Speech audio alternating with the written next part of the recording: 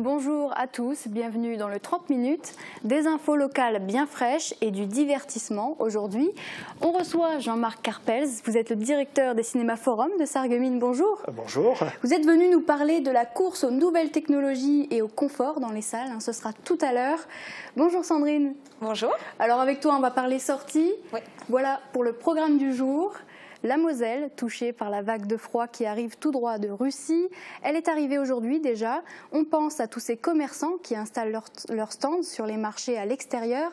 À Sarralbe, c'est le jeudi et Uranie s'y est rendue. Alors je me trouve dans le marché à Sarralbe qui est là tous les jeudis matins jusqu'à 13h, 13h30. Alors je me suis trouvé un petit coin chaud derrière moi comme vous pouvez le voir au stand des poulets parce que le froid se fait quand même ressentir. D'ailleurs la météo annoncée pour la semaine prochaine c'est une vague de froid encore plus intense et ceux qui sont les premiers touchés ce sont les primeurs. D'ailleurs on a pu s'entretenir avec l'un d'entre eux, on vous montre ça un petit peu après. Merci beaucoup Uranie, voici les titres de l'info en bref. Retour à l'équilibre pour le CIDEM. Le déficit de 12 millions d'euros sera comblé. Les intercommunalités n'auront plus à payer une contribution exceptionnelle pour permettre le fonctionnement de la structure publique. Davantage de transparence, c'est l'objectif de ce point presse avec la présentation du fonctionnement de la SEM, la société d'économie mixte qui gère le multiflux et le process de méthanisation. Que retenir pour l'année 2017 en matière de délinquance à Sarreguemines et alentours? Les vols sont en hausse, plus 21%. Les victimes sont les particuliers. Des chiffres à relativiser si on les compare à la Moselle. Ces vols simples ne représentent que 9% sur le département. Fermeture de Classichic, installé 6 rue des Généraux Crémer à Sarreguemines. Ce magasin de mode a définitivement baissé son rideau samedi soir après 3 années d'activité. Le gérant était le seul à travailler dans cette boutique, en cause le montant des charges qu'il ne pouvait plus assumer. Hello, lance-t-elle joyeusement. Mais qui travaille encore? Elle se fige. Devant elle, une silhouette. Ce n'est pas possible, réussit-elle à articuler avant qu'un coup de couteau l'atteigne à la pommette. Sophie a été assassinée. Les faits se sont produits ici, à la médiathèque communautaire de Sarreguemines.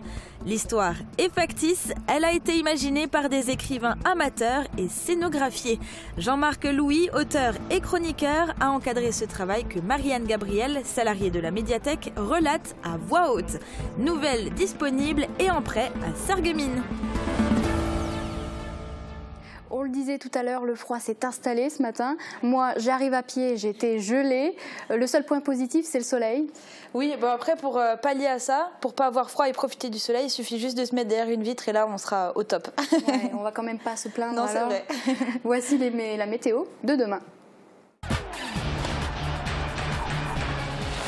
Avec le Crédit Mutuel, partenaire des grands événements sportifs.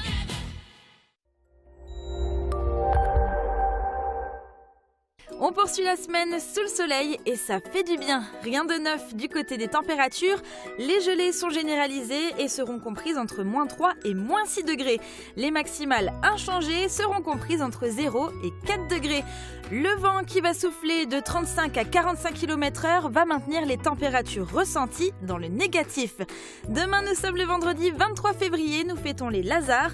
Le soleil nous accompagnera de 7h24 à 18h05. Je vous retrouve dans un instant pour la suite de l'émission.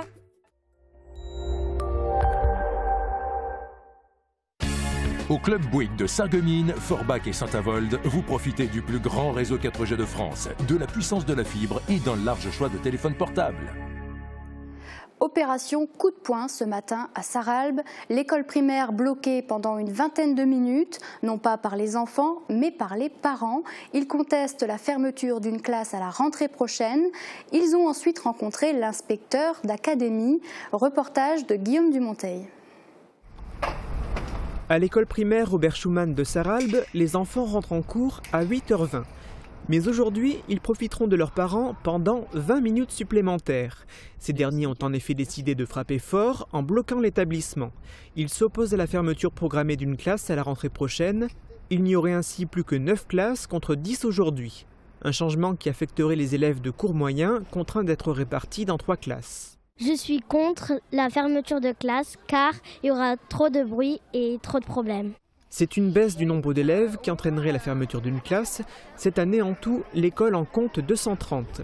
Il n'y en aurait plus que 223 d'après des prévisions. Apparemment, il manquait 7 élèves et plus le temps va, moins il en manque. Au jour d'aujourd'hui, il nous manquerait un élève.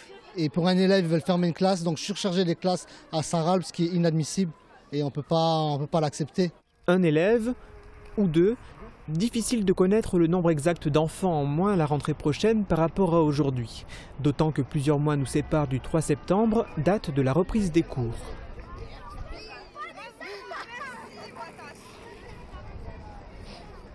Les effectifs pourraient augmenter par rapport aux prévisions.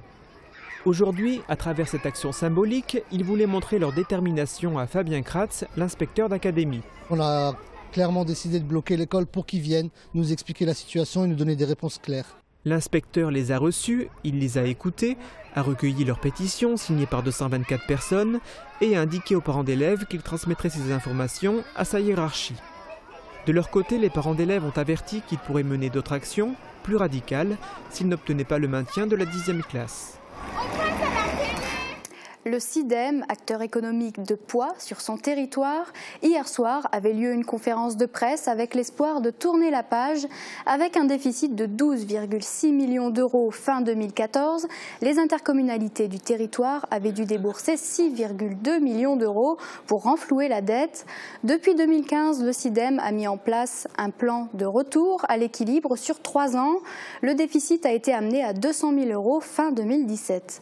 Aujourd'hui, le SIDEM parle d'un retour à un équilibre financier pour 2018. Le message est clair, ils ont annoncé plus de contributions exceptionnelles de la part des intercos du territoire. Le SIDEM serait entré dans la phase de pérennisation.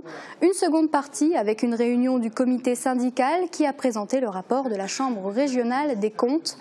Pour terminer, cette conférence est ouverte sur les perspectives d'avenir. Uranie Tozic a posé quelques questions au président du SIDEM, Serge Stark, sur la situation financière actuelle. On l'écoute. Et quelle est réellement la situation financière du SIDEM aujourd'hui ? La situation du SIDEM aujourd'hui financièrement, on ne peut plus louable, je dirais, puisqu'après 3 ans de plan de retour à l'équilibre, pour la première année, donc 2018, on va présenter un budget à l'équilibre sans aucune participation spéciale à demander aux intercommunalités. Justement, vous parlez des intercommunalités. Elles ont dû faire un effort financier. Vous avez parlé de remboursement. Comment ça va se passer ? Comment allez-vous procéder ? Oui, alors ce remboursement, on avait demandé une contribution spéciale, je dirais pour l'ensemble des intercommunalités, de 6 millions d'euros, qui représentait 16 euros par an par habitant, mais étalable sur 12 ans, donc à 1,30 € par habitant. Ce remboursement, nous allons commencer ce remboursement à partir de 2021, comme nous l'avions prévu dans les conventions. Pourquoi 2021 ? Parce qu'on est en équilibre cette année, mais on va quand même se refaire une santé, avoir un minimum d'excédent pour pouvoir rembourser sans avoir un risque quelconque au niveau financier, quoi. Donc à partir de 2021, régulièrement, tous les ans, nous prendrons en charge ce 1,30 € par an pour chaque interco. Et alors, quels sont maintenant les objectifs du SIDEM ? Les objectifs sont toujours d'améliorer nos prestations, c'est-à-dire en trouvant de nouvelles filières de traitement, des filières moins chères bien sûr, des filières d'avenir aussi, puisqu'il ne faut pas négliger l'environnement, et des objectifs aussi de mutualisation de services. On parlait déjà lors de notre dernière séance de mutualiser, je prends l'exemple du centre de tri de Sainte-Fontaine qui commence à être vétuste. On ne va pas forcément en construire un nouveau pour nous, on va essayer de voir avec des intercos des alentours pour avoir un gisement conséquent et mutualiser des investissements, plutôt que de faire seul avec les nouvelles règles maintenant qui exigent des tonnages un peu plus conséquents au niveau déchets recyclables. Et juste pour terminer, est-ce que vous allez essayer de renouer un petit peu avec le particulier et les intercommunalités ? C'est notre priorité, je dirais. Ça fait des années qu'on essaye de communiquer, de renouer avec le particulier, parce qu'on a besoin du particulier. On sait très bien que le tri à la source est la base de notre système de traitement des déchets. Donc il faut que le particulier soit bien conscient que plus il trie, moins il payera, et que ceux qui disent que je mets tout dans le sac bleu, c'est surtout ce qu'il ne faut pas faire, parce que c'est pas comme ça qu'ils vont faire des économies pour eux-mêmes, quoi. Agression, cambriolage, accident de la route, autant d'infractions qui mobilisent les forces de police et de gendarmerie au quotidien. Voyons les chiffres de la délinquance dans le département mosellan. Des propos recueillis par Uranie Tozic. Vol de téléphone, dégradation, infractions économiques et financières. Le secteur de Sarreguemines n'a pas été épargné par la délinquance. L'année 2017 aura été marquée par une augmentation des atteintes aux biens, notamment de 17% au vu des faits relevés par la gendarmerie. Pourtant, ces chiffres sont à nuancer. Nous sommes bien évidemment très inférieurs au bilan départemental, car le sillon mosellan très peuplé appelle par nature beaucoup plus de délinquance. Pour vous donner un ordre d'idée, sur la délinquance générale, nous avons un taux d'élucidation de 60%, alors qu'il n'est que de 43% pour le département de la Moselle. Sur les routes, 6 accidents mortels ont eu lieu l'année dernière, contre 9 en 2016. Une baisse dont se réjouit le sous-préfet sans pour autant lâcher du lest. Et pour cause, le nombre élevé d'infractions conduisant à des accidents graves et provenant principalement des habitants. Au contraire, pour les vols simples ou par effraction, il s'agit en général de personnes extérieures au secteur, souvent en bande organisée. Mais une fois encore, mieux vaut relativiser. On a constaté en 2017 que 99 cambriolages, soit une baisse de 8% par rapport à 2016.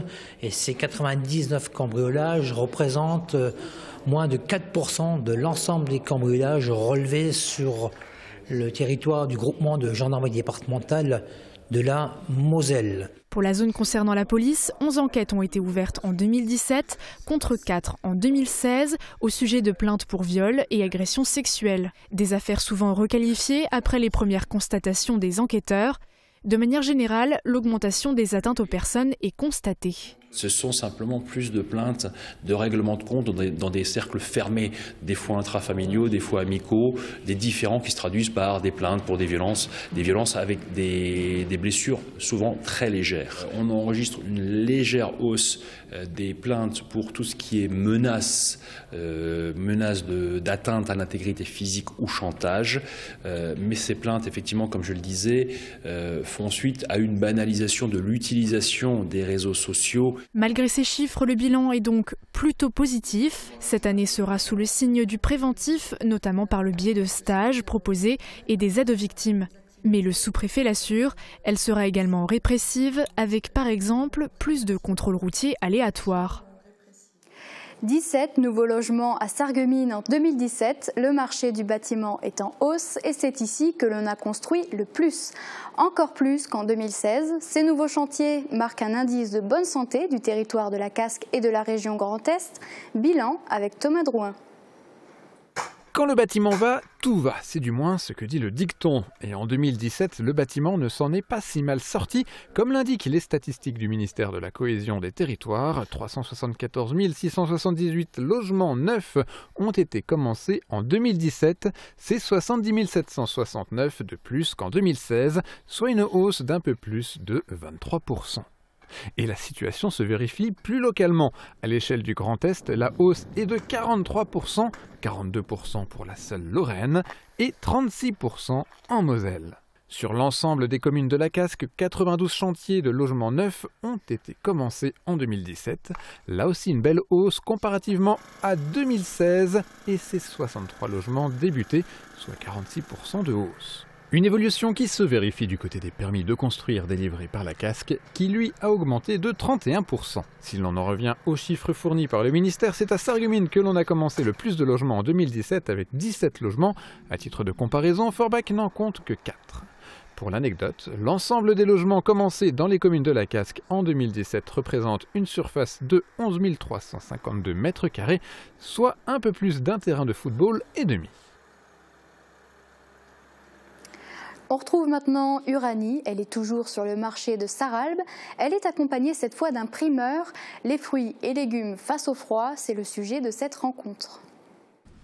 Je me trouve avec Christophe qui est primeur. Alors, ça le temps pour les fruits et légumes ? Oui, actuellement, avec ces grandes températures négatives, on est un peu pénalisé. Donc il faut surtout faire attention lors de l'exposition. Donc on déballe à peu près jusqu'à -5. Là, on peut maîtriser un petit peu le produit. Après, ça devient compliqué. Donc je pense que semaine prochaine, avec les températures vraiment polaires qu'ils annoncent, on va certainement faire des ventes dans le camion. Donc ça sera plus simple pour nos produits et pour nous aussi, quoi. Et aujourd'hui, comment vous vous êtes organisé pour que vos employés et puis les clients soient au mieux ici ? Bah, vous voyez, notre chapiteau, on l'a bien fermé avec ce qu'il faut. On a mis quelques réchauds pour se réchauffer, premièrement nous et un peu la marchandise. Et puis les clients jouent un peu le jeu en passant nous dire coucou, c'est déjà pas mal. Justement, la fréquentation, vous pensez que ça va jouer avec le froid la semaine prochaine ? Bah, disons, c'est comme tous les extrêmes, le grand froid ou la grosse chaleur, c'est souvent un petit peu, c'est pas toujours l'idéal. Donc les gens vont sortir un peu plus tard, vers 10 h. Et puis, mais bon, la fréquentation sera quand même moindre qu'un marché traditionnel, avec des températures adéquates, on va dire. Merci beaucoup. Je vous en prie. Dans un instant, on parle de cinéma et de sorties pour le week-end. À tout de suite.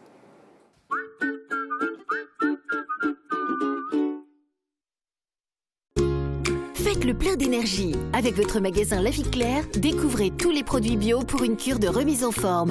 Jus de bouleau, jus de légumes, compléments alimentaires. Bio Santé Crépy, La Vie Claire, au 5A rue des Ormes, à Sarreguemines. La Vie Claire. Martine, j'ai peur de l'opération. Yo, allez, Jackie, fais pas l'enfant. Voilà, c'est fait. Mais j'ai rien senti. Waouh! Changez-vous la vie avec la passion de l'audition.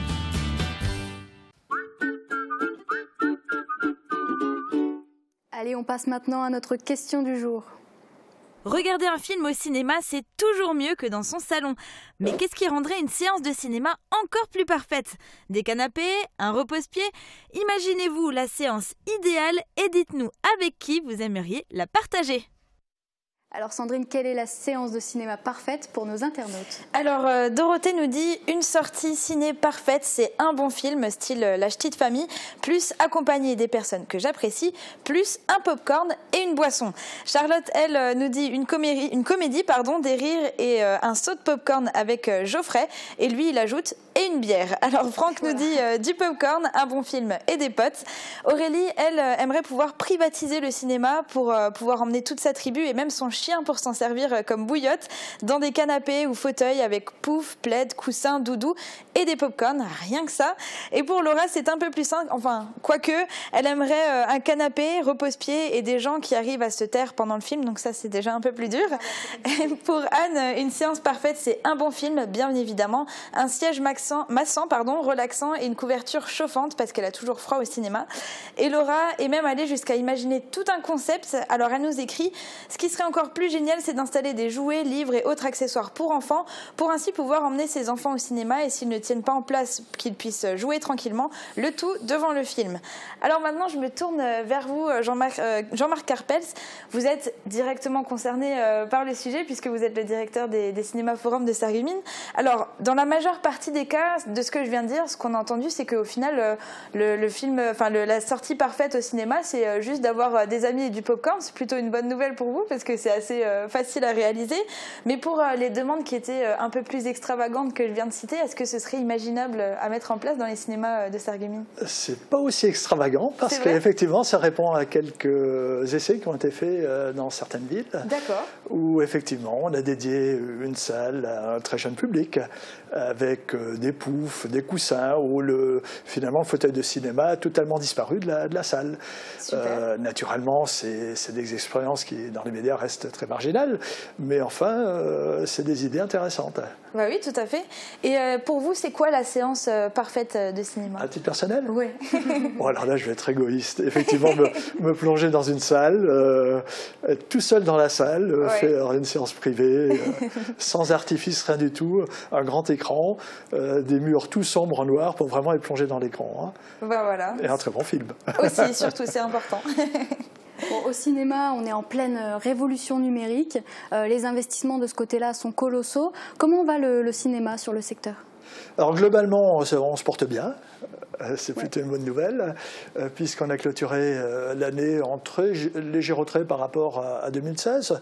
On a accueilli 226 000 spectateurs payants, ce qui fait quand même un très très joli résultat pour la zone de chalandise concernée. On est en retrait au même titre que le marché national. Donc on constate maintenant depuis quelques années qu'on flotte un peu au gré de ce marché national. Puisqu'on est vraiment en colle d'année en année au plus près à ce marché. On a toujours quelques spécificités au niveau des films qui cartonnent à Sarreguemines, puisque souvent on est quand même un peu plus performant sur du blockbuster américain, sur de la comédie, alors que parfois certains films d'auteur, arts et essais, sont un peu plus à la peine de temps en temps. Alors, il y a de ça 25 ans, vous ouvrez ce complexe à Sarreguemines. En 2005, on passe de 4 à 8 salles, donc on double de volume. Depuis, le cinéma a été révolutionné, donc il y a eu la 3D, c'était il y a quelques années déjà. Mais qu'est-ce qu'on peut noter en termes d'innovation récemment ?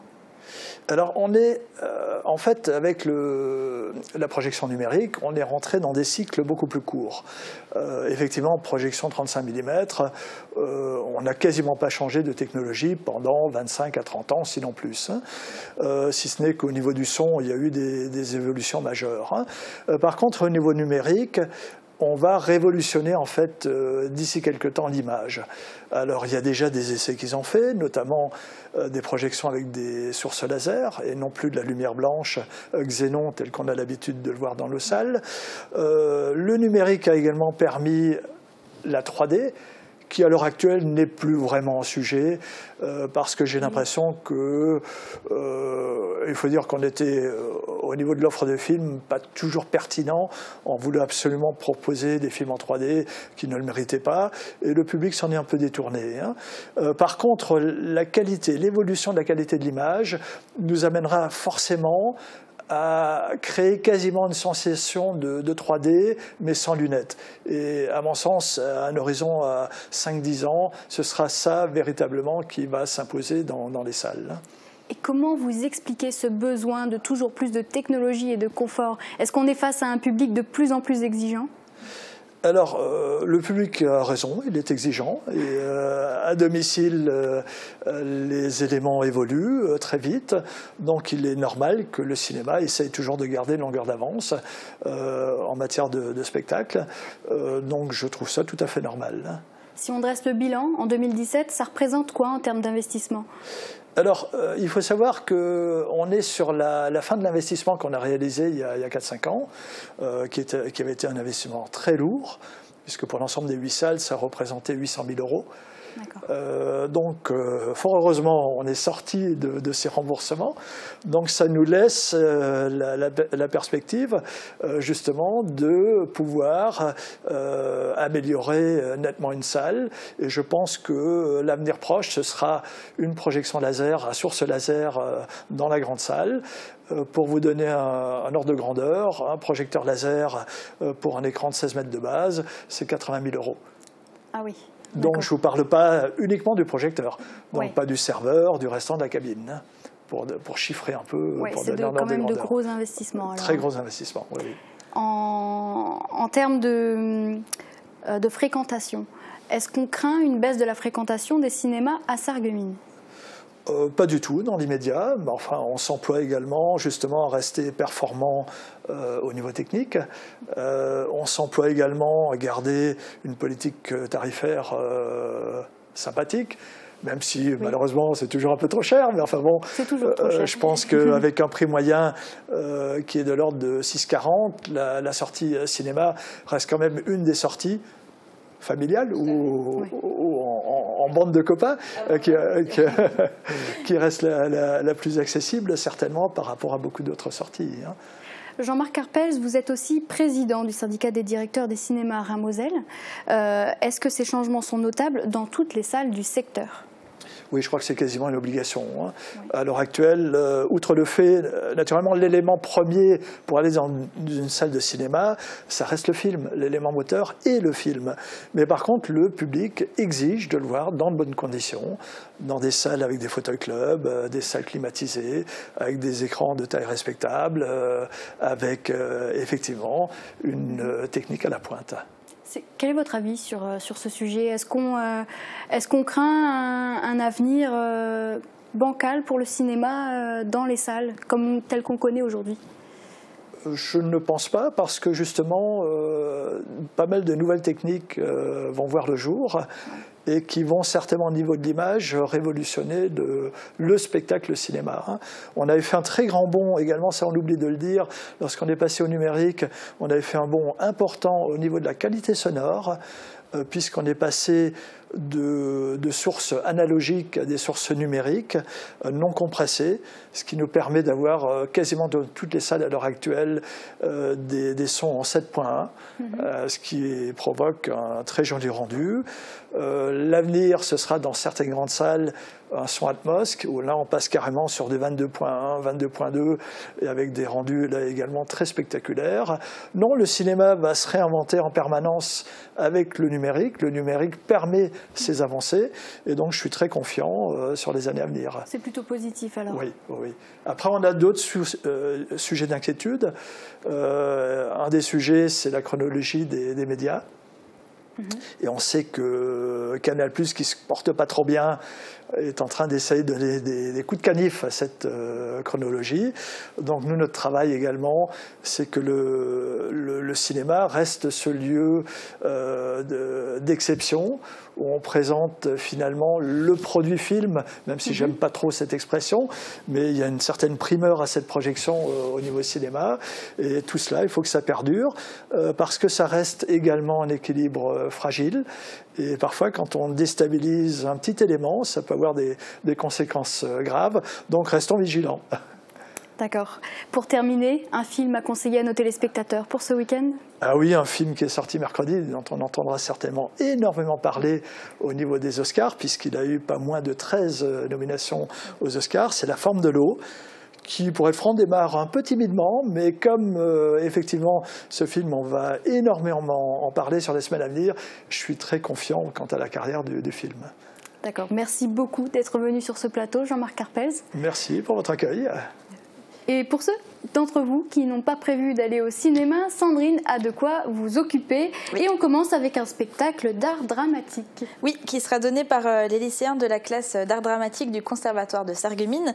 La pièce choisie, c'est Le bourgeois gentilhomme de Molière, avec une mise en scène de Margot Gawer. Alors, deux dates vous sont proposées, vendredi soir à 19h30 et dimanche après-midi à 16h, dans l'auditorium du Casino de Sarreguemines, et l'entrée est libre.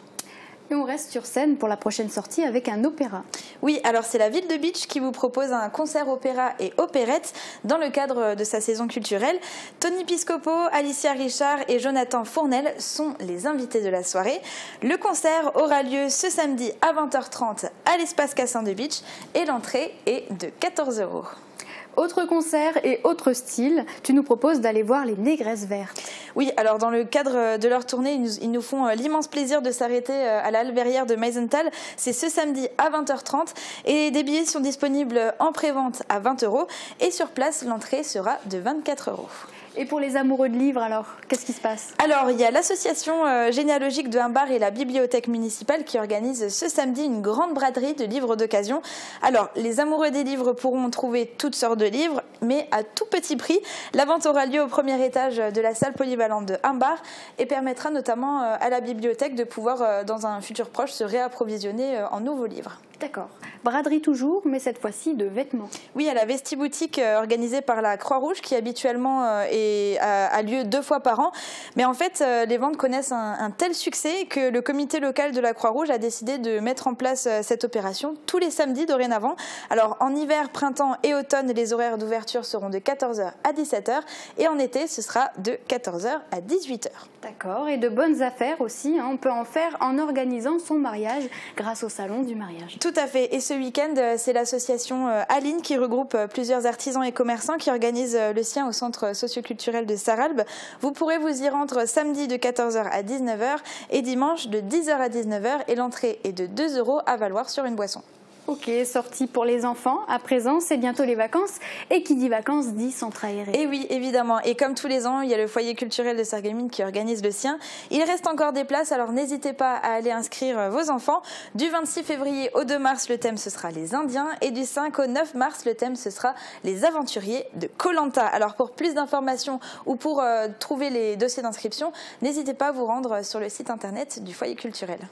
Et pour qu'un centre aéré se déroule dans de meilleures conditions, enfin dans les conditions idéales, on va dire, il faut évidemment des animateurs. Oui, tout à fait. Alors, moi, ce que je vous propose, c'est de passer votre stage BAFA, qui aura lieu du 23 au 30 avril, durant la période scolaire. Il est également organisé par le foyer culturel de Sarreguemines et les inscriptions ont déjà commencé. Alors, pour y participer, vous devez avoir 17 ans révolus au premier jour de la formation. Vous pourrez retrouver toutes les informations nécessaires sur le site internet également du foyer culturel de Sarreguemines. Merci beaucoup Sandrine. Je m'adresse à vous deux maintenant. Est-ce que vous aimez voyager? Alors moi j'aime bien voyager, ouais. Ouais. Et vous? Ah oui, c'est le cas, oui. Ben, ça tombe bien, je vous emmène à Willerwald. Vous qui nous regardez, vous connaissez le concept, des images inédites prises avec un drone sur un commentaire de Catherine Henrich. On retrace les mémoires de ce village, regardez.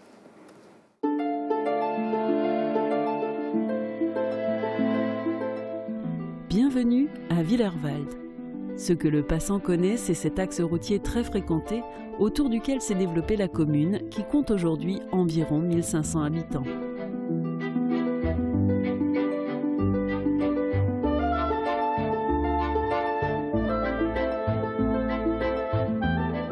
Toutes les rues du village sont perpendiculaires à cette longue voie principale qui voit passer des centaines de véhicules chaque jour du fait de la proximité du site Ineos et de l'autoroute A4.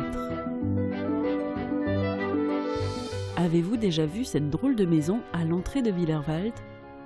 Il s'agit d'un avant-poste de la ligne Maginot Aquatique. Il avait pour mission de déceler l'approche de l'ennemi, donner l'alerte et briser son premier assaut. En juin 1940, on s'est beaucoup battu dans le secteur. Victime collatérale de ces combats, l'église qui a été remplacée après-guerre. Soucieux de la mémoire, le village dispose d'une place un peu spéciale. La place des 40 000 incorporés de force, morts ou disparus de 1942-1945, rend hommage au malgré nous.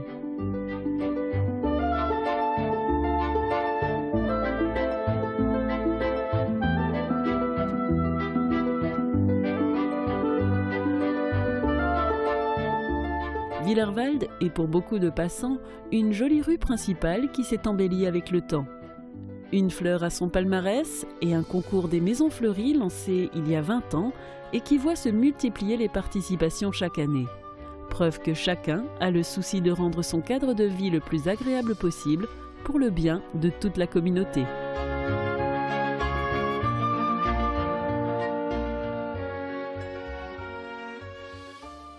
C'était le 30 minutes, merci de l'avoir suivi. Merci Jean-Marc Carpels d'avoir été notre invité. Merci à vous. À bientôt. Merci Sandrine. Oui, merci, de rien. Au revoir. Demain, 23 février, retrouvez Jean Birkel à midi. Excellente journée.